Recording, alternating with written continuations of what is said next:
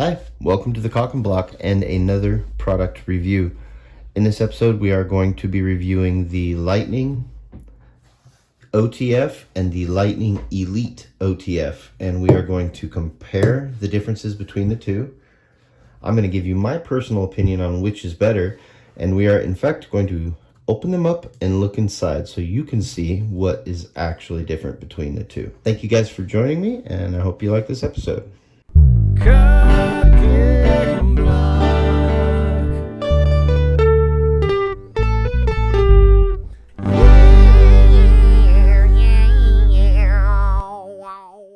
Okay, so if you're anything like me, you have been very interested in the OTF knife craze. I mean, how fun is that? So, obviously Microtech is the big name right now, but they are like, what, you know, $400 or $500 for something comparable. And honestly, I don't want to spend that much on a knife. I can't justify spending that much on something that just goes into my collection. But I can justify spending $20-30. So, Lightning is, there are quite a few kind of budget OTFs right now, but Lightning is not only one of the cheapest, but I think maybe one of well, it's probably been around the longest, and it's also one of the most reliable anyway, that I think. But you get your most bang for the buck with these things. So I went ahead and I bought a couple. And I bought mine from Grindworks. There's a couple other places you can get it, but if you're looking for one of these, that's probably where you're going to go. And you're going to notice that there are two versions of this knife. There's the Lightning. I think it's just called the Lightning OTF. And it has a silver clip with 2 screws. It has silver screws holding it together and a silver button. Then you will see, I think right now, it's a difference of $5. So for $5 more, you'll see the Lightning Elite, which has a black clip with 3 screws, black screws holding it together, and a black button.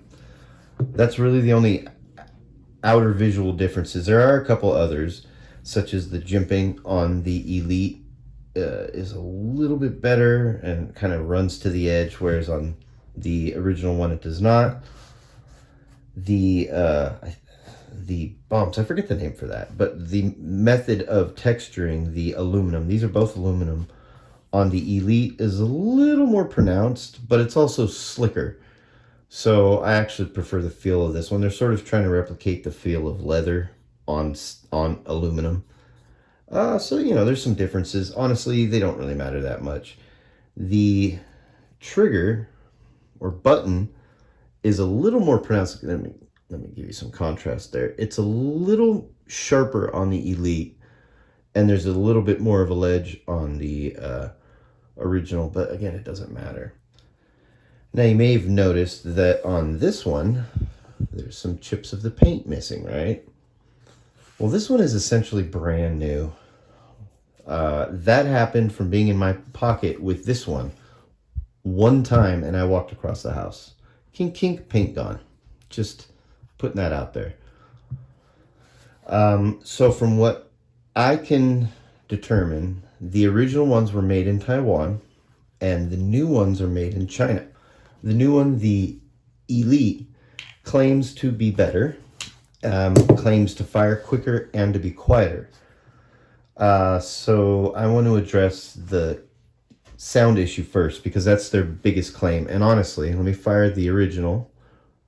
Listen close.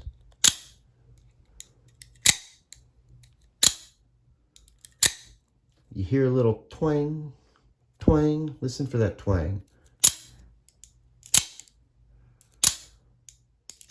Okay, now here comes the Elite. There's really no twang. So in that way, yes, the Elite is quieter. It actually is much quieter. And it sounds a little better. And that's sort of their selling point for the Elite. It looks a little cooler, and it's got, really the only benefit I see on the exterior is that there are 3 screws here, because I've seen some videos where these are kind of loose. But let's look at the quality of the material. That's the clip. Pardon my bad nails. That's just who I am. See the thickness on that clip versus the thickness on that clip. Let's listen to this clip. versus this one. As far as the rest of the exterior, I think they're pretty comparable material-wise. Before I open them up, let's look at the blades. On this one, I just went for the Tonto, just randomly, because I think it's a cool shape. And I went for the just brushed steel, I think they call it. On this one, I went for just the basic drop point with the black paint. I wanted to just have, like, you know, something different. I can tell you, let's see if I can get close on that. Let's show you this one. This is the original. They claim, I believe, that this is 440 steel, and in all honesty, I believe it. Not the best by any means, but it's tool metal. It'll work. You can keep it sharp, and you can certainly use it, and it will hold up to anything you'd really do with this. Let's look at this guy. Let's see if I can really get in there. It's honestly trash. It's almost embarrassing as a blade. I don't know what kind of metal it is. I guess the best way to describe it would be pot metal, though I don't know that I would want to use a pot that was made out of this. I haven't really done much with it. I cut a couple pieces of paper and a bit of cardboard and it lost its edge.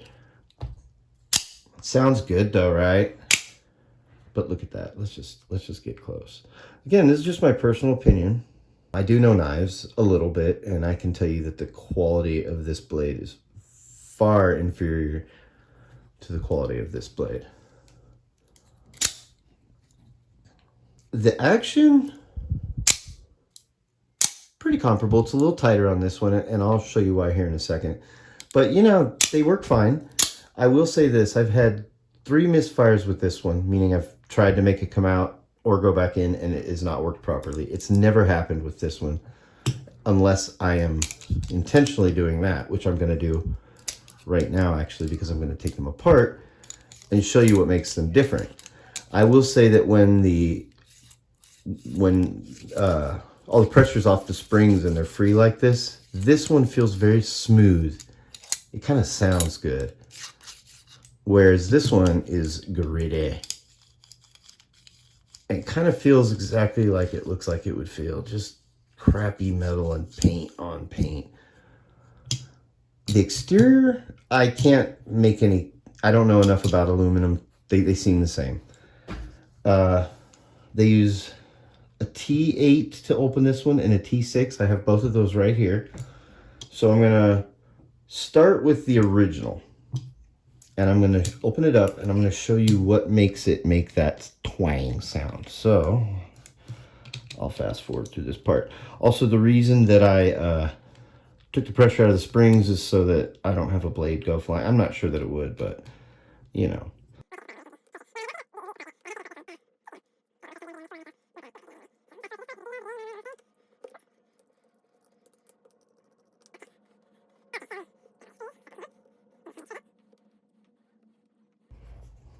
All right, so let's open it up.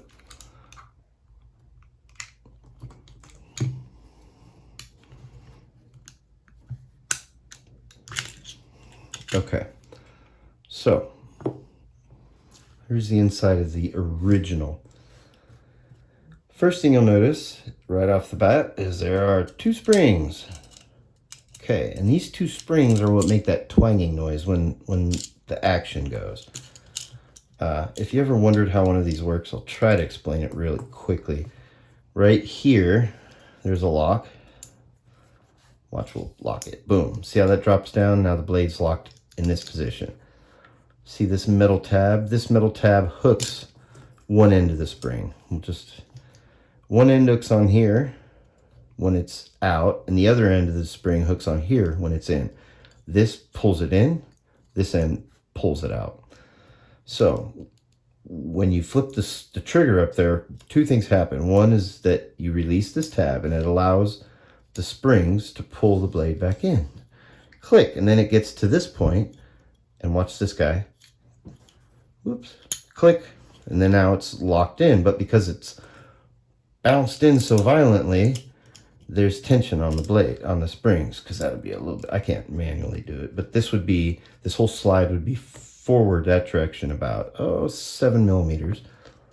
Just enough to put tension on that spring and make this blade want to fly back out. And when you trigger it, I gotta take it off to allow it to happen.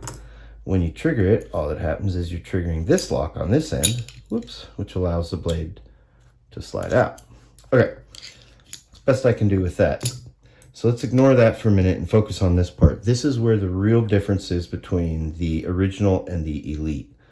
The original has, this is the magic. This is what makes it happen. It's these two hooks connected by these two springs. And they essentially do this. Out, blades out, and when the blade goes out, boom, that happens, and lock. And then boom, blade in, and that happens and lock. Boom, blade out, that happens and lock. Boom, blade in, that happens and lock. There's two springs on this one. They bing into each other just a little bit when that action happens, and that smashing of those two springs is what makes the twang. Okay, so yeah, it makes a noise. Let's go ahead and set this guy aside and take a look at our other friend. I'm gonna just pop that guy right there. Set that there. I'll put you back together in a bit. Now, let's grab our T6, I think it is. And let's look inside here. This will be a first time for both of us. And fast forward.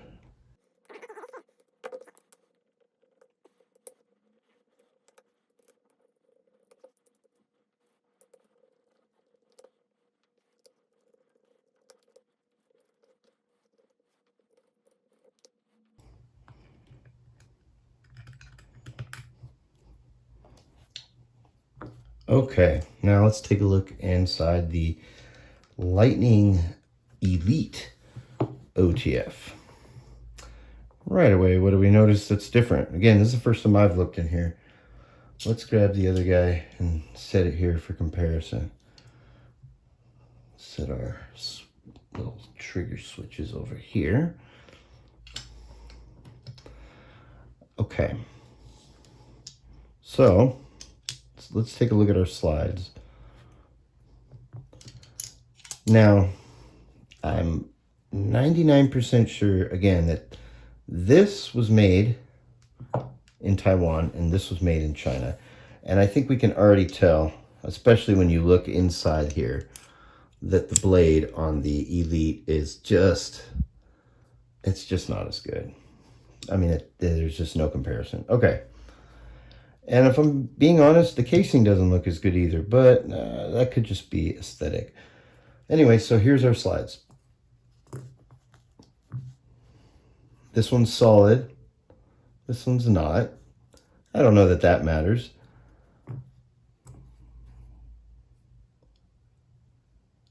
This one has an actual strike plate. That's interesting.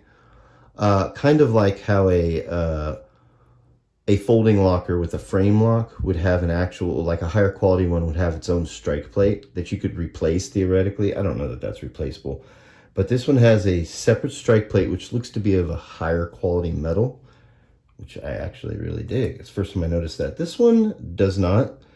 That strike plate, oops, that strike plate right there would eventually wear, whereas this one would not. This one obviously has only one spring. And that's why it's quieter, because that spring's not hitting anything. And I think maybe the fact they put it in that little groove might help with that. It looks like it's tensioned always. So it's always under tension in a different direction than it's normally under. And I believe that helps quiet it. That's actually kind of smart. Whereas this one is flat. There's no lateral tension. It's just, you know what I mean? So they may have done that intentionally, may have not. But I believe this little hump in the middle is what makes it quiet, and the fact that there's only one spring. It seems to work as well. It does not seem to be half as slow. The spring does look a little bit bigger, but it does not look twice as big. So there's the difference. I honestly think this is better. The blade's better. It has a strike plate. It has two springs. I mean, why wouldn't you want two springs? It's a little louder.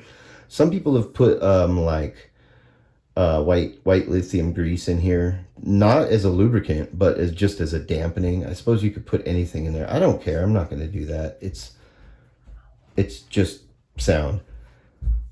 So that is the difference between the two knives as I see them. You have I mean, at the end of the day, it's a knife, so the blade is the thing that really matters. And if you can see this blade, it's just garbage. It feels like garbage. The edge feels like garbage. Everything about it's kind of garbagey. No offense, Lightning. This one's nice. I mean, it's, you know, the blade is much nicer. I might get a drop point one of these eventually. So there it is. There's my review on my review and comparison of the Lightning and the Lightning Elite OTF knives. I bought mine from Grindworks, honestly. They definitely aren't sponsoring me, but they're a really cool website, so I'd use them. If you have any questions, feel free to hit me up in the comments. As always, guys, thanks for watching, and please feel free to like and subscribe. Josh and I both really appreciate it. Thanks, guys, and rock on.